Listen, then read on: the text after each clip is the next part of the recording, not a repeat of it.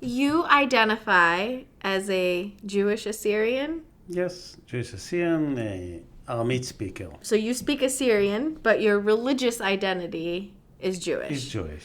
How many people would you say there are that identify as such or have similar roots as you?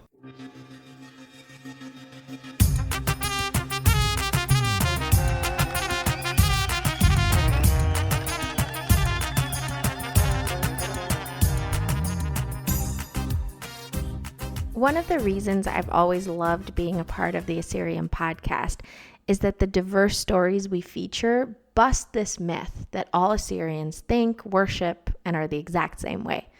We don't all go to the same church. Some of us don't go to a church at all. We don't all ascribe to the same political ideology, be it Assyrian politics or the politics of the countries in which we live. We don't all use a different word for ice and snow, and some of us still don't know how to say kitchen the proper way. None of these things make us less or more Assyrian than someone else. Identities are complicated sometimes, and that is okay. Hey everyone, it's Rhoda, and I'm so glad to be back with you for episode 93 of the Assyrian podcast. This week's guest is Dr. Yaacov Maoz. Although he currently resides in Jerusalem, his parents hail from Zachu and Duhok. I had a chance to speak to him back in November of 2019 when he visited Detroit and gave a short presentation related to his work and mission, which involves reviving the Assyrian language within the Jewish Assyrian community, establishing an Assyrian embassy in Jerusalem, and building a connection between Assyrian Jews and Assyrian Christians, or otherwise, to aid with the establishment of an independent state for the Assyrians in their motherland. He has created a committee that includes some former guests of the podcasts like Juliana Taimurazi and Dr. Nicholas Algilu, and many others to bring about the various goals. In this episode, we talked about his parents' move to Jerusalem and what they sacrificed in the process, social justice and prejudice. We know there are a lot of feelings about this topic and the work that Dr. Yaacov has started. We encourage you to keep thinking about this as you discuss with us and other listeners what you find challenging about this story. But also let this story and others like it challenge you. We should always be wrestling with what it means to be Assyrian and who gets to own that identity and wear it with pride. Before we get into this week's interview, I want to remind you to make sure to subscribe, rate, and review us wherever you listen to the podcast. Also, if you know someone who should be on the podcast and there's a story that we should feature and a voice that should be heard from, please reach out to us. You can find more information about nominating future guests on our website. Lastly, the Assyrian podcast is brought to you by Tony Kalogerakos and the Injury Lawyers of Illinois and New York. If you know anyone that's been in a serious accident, please reach out to Tony Kalogerakos. Tony has been recognized as a top 40 lawyer and a rising star by Super Lawyers publication and has obtained multiple multi-million-dollar awards. Tony can be reached at injuryrights.com or 847-982-9516. And now, here's Dr. Yaacov Maoz.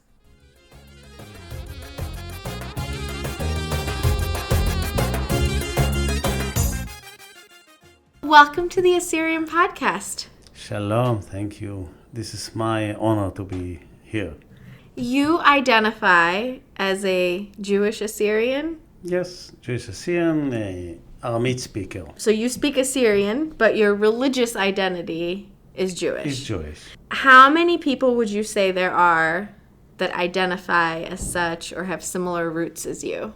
Well, in the year of 1951, we came from Iraq about 100,000. And now I think we have 500,000 descended of those people. But unfortunately, only 30 to 50,000 able to speak our language. And all of these people currently live in Israel? All of them in Israel. All over. Most of them in Jerusalem. Jerusalem. Your parents are from Duhok and Zachu, is that Yes. right? My mom came from Zachu and my father from Duhok. You spoke about this a little earlier in your talk tonight about why they left. Can you speak more about that? Because I found that to be so fascinating. The Jewish people, wherever he is, always dream about Jerusalem, to get back to Jerusalem. So they dreamed about Jerusalem. But the Iraqi regime helped them to get into Jerusalem because they deported them and they stole the whole property of the Jewish people in Iraq. Houses, money, business, everything. They left Iraq only with the clothes. That's it.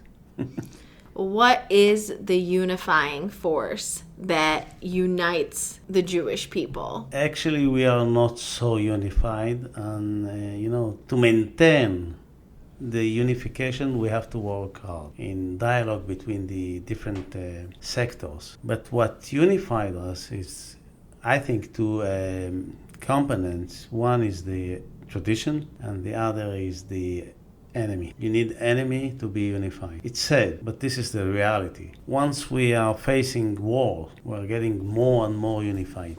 When we have a more peaceful day, we are available to argue, to fight each other. We are pretty normal nation, but it look unified. Yeah, that makes sense, because I think that in the days that followed September 11th, for example, in the United States, Americans were very much unified. Mm-hmm. Didn't matter what political party you belonged to, what part of the country you lived in, you were all unified. And then as the years have passed since then, there has been a lot more infighting. So I think that makes sense. What do you think are the historical connections between Jewish Assyrians and Assyrians who are Christians? Before Christianity, we shared the same land and the same language. Once the Christianity rose, we shared the Bible, because both of faith based on the Bible. We have the Old Testament, you have the two, the Old and the New. Mm-hmm. So we are well connected by faith. Was there ever a time when Jewish Assyrians were more connected to the Assyrian community at large? Well, by the time, before the time of the huge immigration to Israel in the year of 51, I know stories from my parents and, the oldest generation that they call Suraya. In our language, every Christian is Suraya. Mm-hmm. Because we had only one model of Christianity. Sure.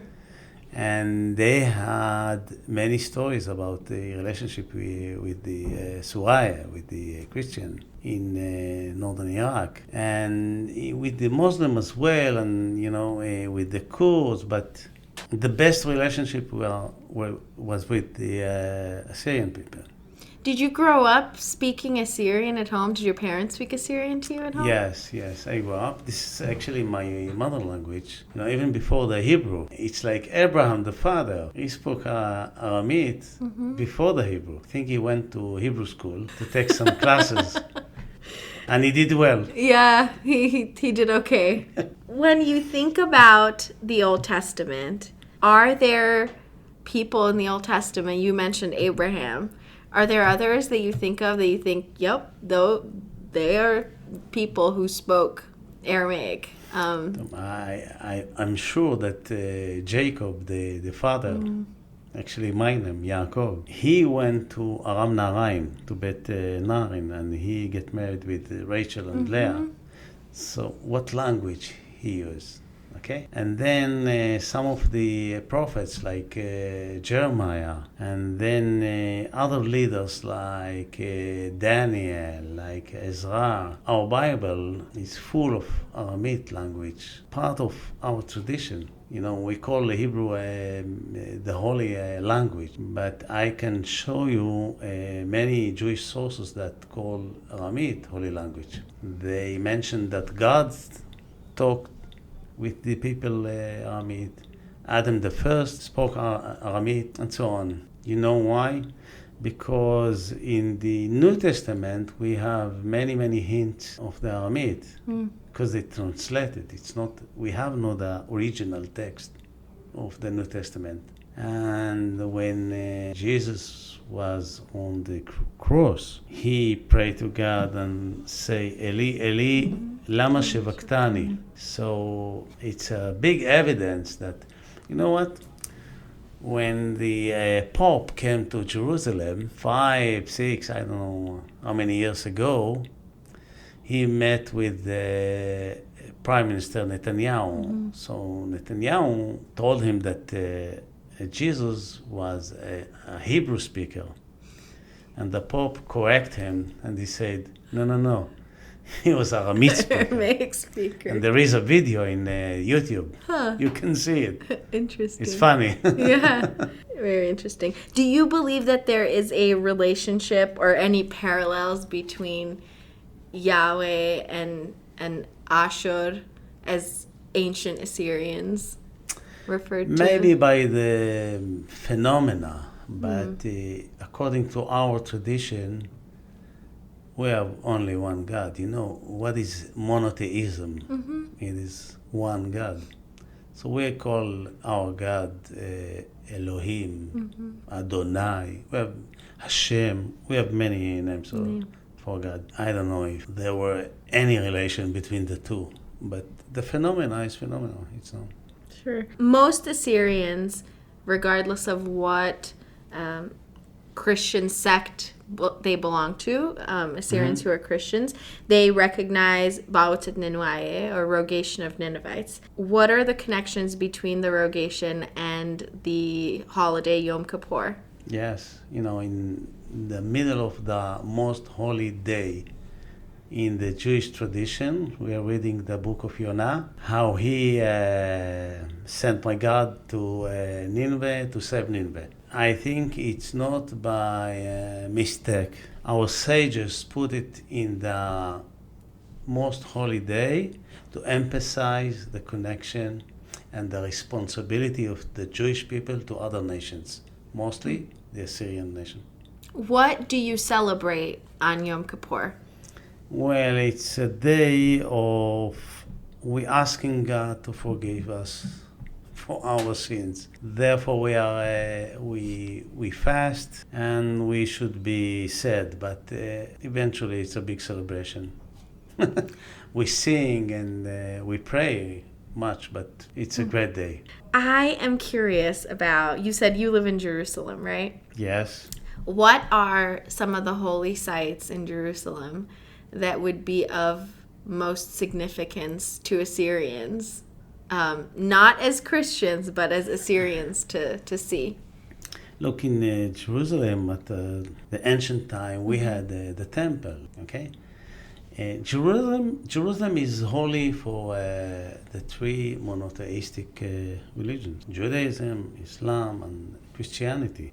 We have many holy sites, like, you know, the Holy Sepulchre, the grave of Jesus Christ. Millions of people are coming from all over the world to visit this site.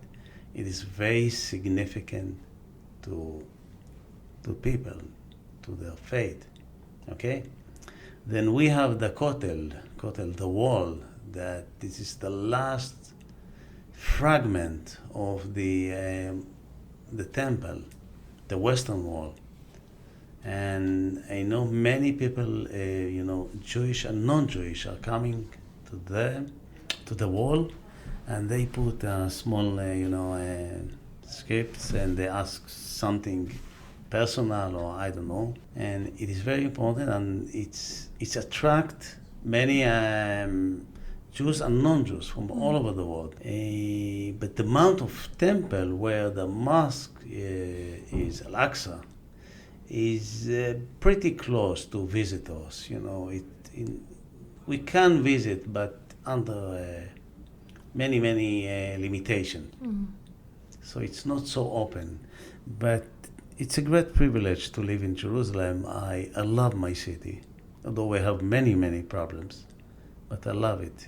I'm proud of my city. When I'm getting abroad, people are asking me, where you from? I always say, from Jerusalem. So, prejudice is a real thing, and it exists in Assyrians just like any other community. Yes. Most Assyrians, as we've talked about, are Christians. And even within the Assyrians who are Christians, there's so much infighting with what sects they belong to. I'm curious if you faced any prejudice from Assyrians because you speak the same language as them, but your religious faith is completely different.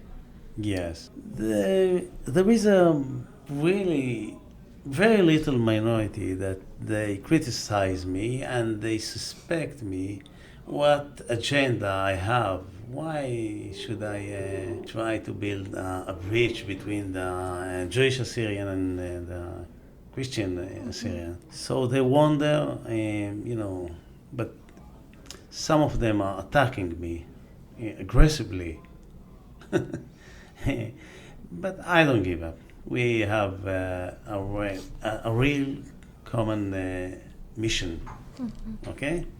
It's to build this bridge and to preserve our culture. You started your talk today by reading the story of Joseph looking for his brothers.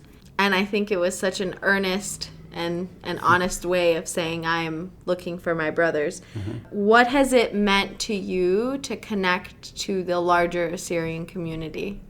First of all, to share our identity and our culture, and mostly the language. It is extremely important to me to revive the language in the Jewish people. I know that the Aramit, Ashurit, whatever you call it, it's a property for the humankind. It's a cultural property for the humankind. It's a very important language. You're not able to understand other Semitic languages unless the Aramit Ashurit. And we should take responsibility for that. Otherwise, after our generation, there is a great risk that the humanity will lose this language. One of the things that I find so fascinating is identities and how people identify, what names they call themselves. And I think that as an Assyrian, it can sometimes be difficult to describe to other people who we are. We don't have a country, so it's hard to point to a place on a map and say, that's where I'm from. Even though our parents come from various countries, we still speak the same language, and that's confusing. And so sometimes people have turned to their religious identities to describe who they are. Mm-hmm. The terms Iraqi Christian and Chaldean come to mind. Those are both religious identities, but people have been using them to describe a national identity. But what I've been thinking about with you is your mere existence calls into question some of those identifiers, because they ultimately exclude you. They limit who Assyrians can be, and they exclude people like you. Mm-hmm. So how do you think being able to speak about who you are can expand our definition of what an Assyrian identity is? Well, I think that the Jewish people is a good example. As I told you before, we are not so unified, but what the main issue that brought us back to the land of Israel and to establish the state was the nationality, not the religion. Because we have a great argument between the different sects in the Jewish nation. We have the ultra-Orthodox, the liberal, the secular. There is a great argument, but we all believe in one idea: the land of Israel, the people of Israel, the God of Israel, and the Torah of Israel. It's all about Israel, the nation. So it's a good example, I think, for the Assyrian people, how to overcome the differences between the churches, between the faith. You have great history, and you and me should give respect to this history and to rebuild the nation. We, the Jewish people, rebuilt the nation after 2,000 years at the exile. You know, before 100 years, if you ask a certain Jew, do you think the Jewish people will build the state of Israel? He said, it's nonsense. But the dream come true. You've talked about the fact that what you want to do is revive the Aramaic language, the Assyrian language within the Jewish people. Why do you believe it's important to do that? Well, you're not able to understand profoundly the Hebrew without the Aramaic. An initial part of our cultural life. We use it in the prayer book. We use it when we are study Torah, okay? So it is extremely important. But you know, the fact that we get back to the land of Israel and we establish a state and we used the Hebrew, somehow the Aramaic vanished. This is the cost of independence. So it is important to me to revive the Aramaic and to let the other generation to use it, and they will decide if it's worth or not. I wondered about that. In fact, when I asked you about why your family left and went back to Israel, I wondered if there was a cost that they paid, which was in order to go back to their land, which is their land, they clung to their Jewish identity, and in some ways they lost something in that process. Sure. And it feels to me like what you're trying to do is say, okay, great, we wanted a state and we've achieved that. Now let's go back and try to recover what was lost, and not just recover it, but share it and make it grow within this new generation. If I like to give respect to my parents, I must to preserve their culture. They have paid a huge cost or price for their immigration from Iraq to Israel. They were very poor. The Iraqi regime stole their property, and Israel of the 50s was very, very poor place, and government and everything was poor.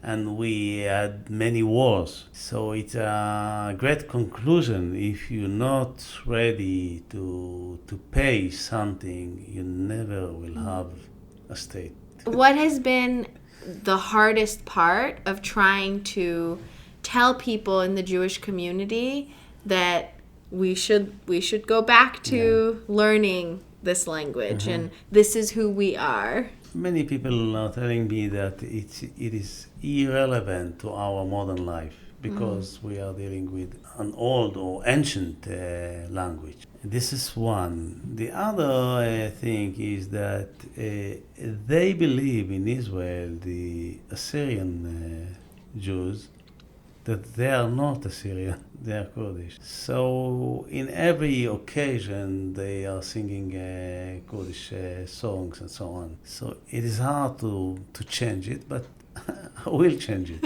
I'm dedicated to this. That's so interesting to me because you played some videos today in your talk and they were referring to themselves as Kurds and then correcting themselves. Right. But the language they were speaking was the language that I speak, that you speak. Sure. So that's not the Kurdish language. The Kurdish language is completely different. Our logic doesn't work, appropriate always. I have fantastic evidence that we are not good. It not always work. I really want our listeners to get a sense of how completely similar your dialect of Assyrian is to the way we speak. So can you say something in Assyrian? بقري خمندي وأنا مجوبنك. Okay. ما يتيدت. بين بقرة نخ باسد شوب طبخ. ما استمرت لي باسد شوب طبخ دخ قوم لقو إسرائيل أي شيء. أنا لا أدري ما إلى شو الطبخ.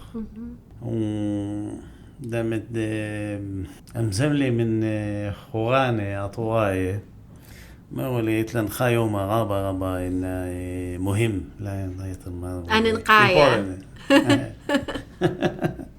That's okay, you can switch back to English. So I did a small research about it, and I said, look, we are given respect to our martyrs in the Jewish tradition, and we should give respect to the Assyrian martyrs. And it was a big event, historical turn point, because since this ceremony that I did in Jerusalem, I got many supporters from the Assyrian people and from the Jewish people. Yeah, it opened their eyes. Both, I can see how Assyrians abroad in other places can see their flag represented in Israel and think, that's the flag that I recognize. Yes.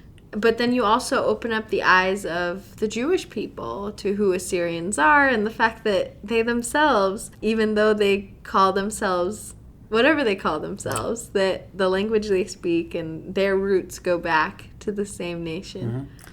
One of your goals, as you've talked about, is to establish an Assyrian embassy in Israel. Assyrians don't have a government. Yes.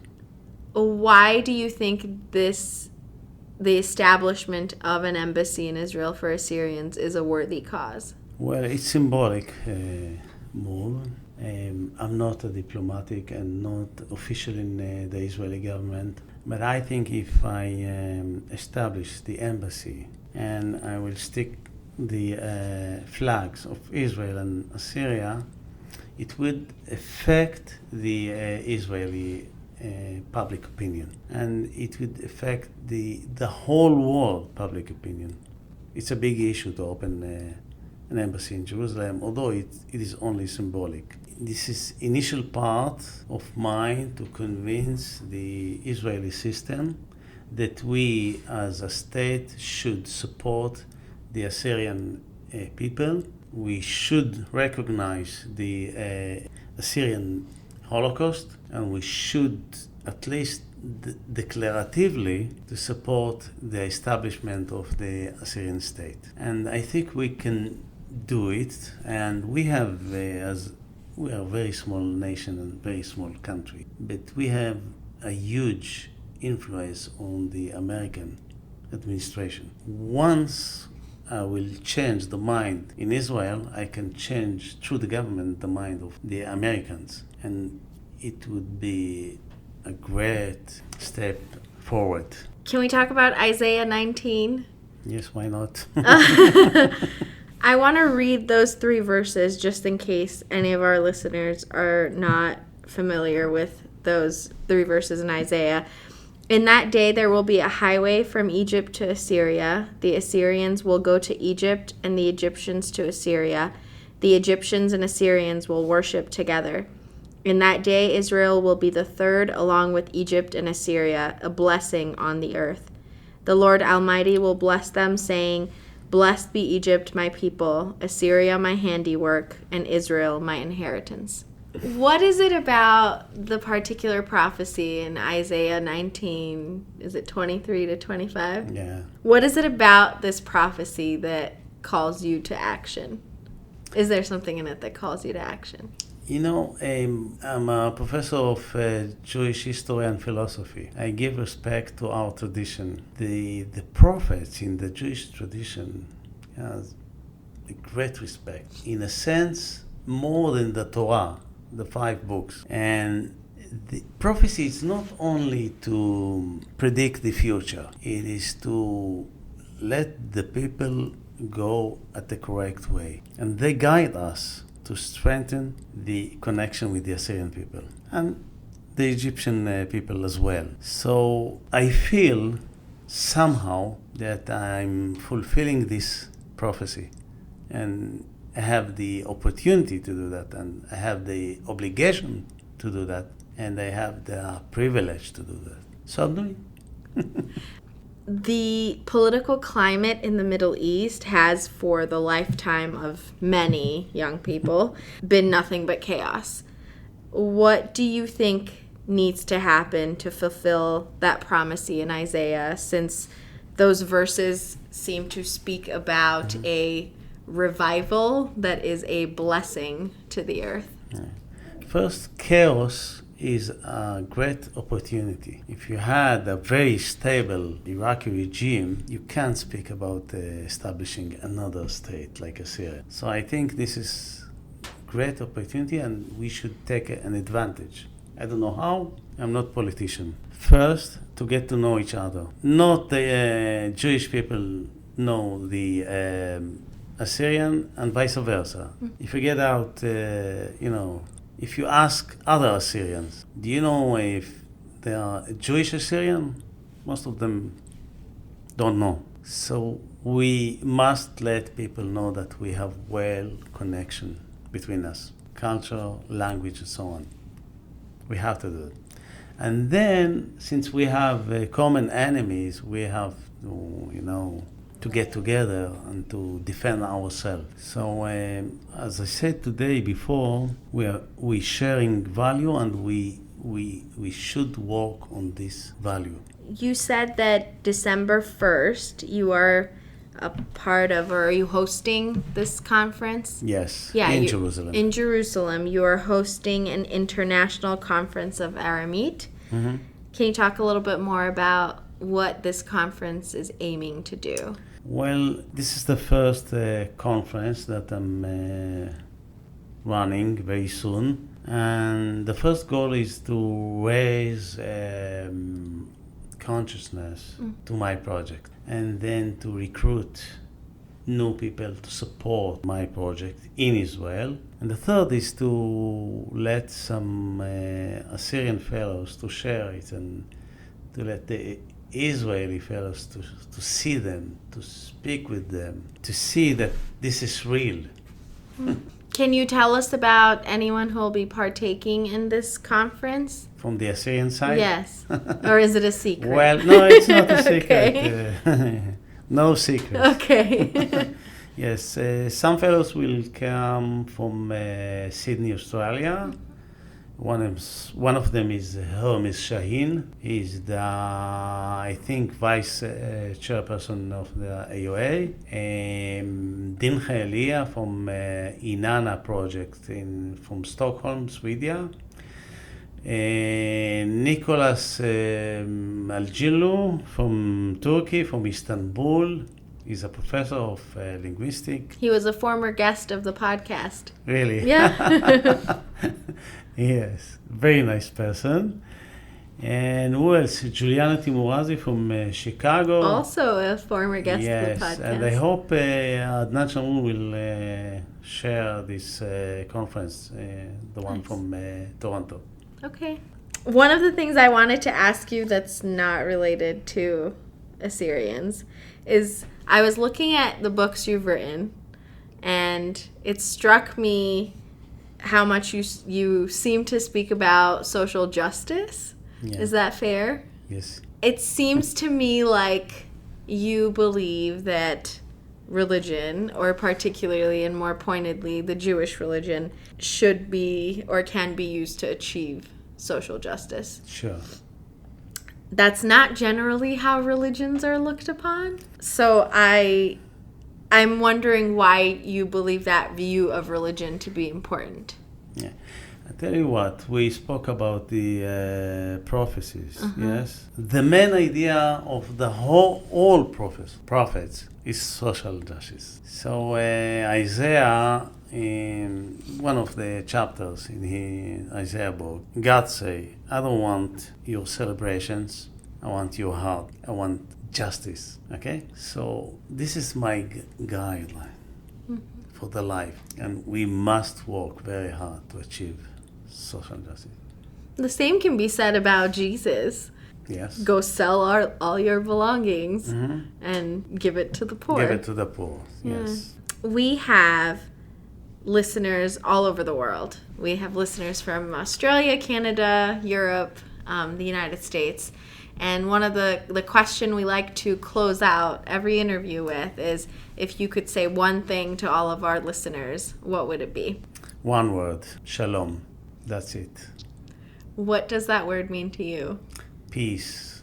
It's interior peace in your soul, and then with your neighbor, and then between nations. One word, shalom. I like that. Shlama. Shlama. Thank you so much for your time. You're welcome. And for it was being with pleasure. us.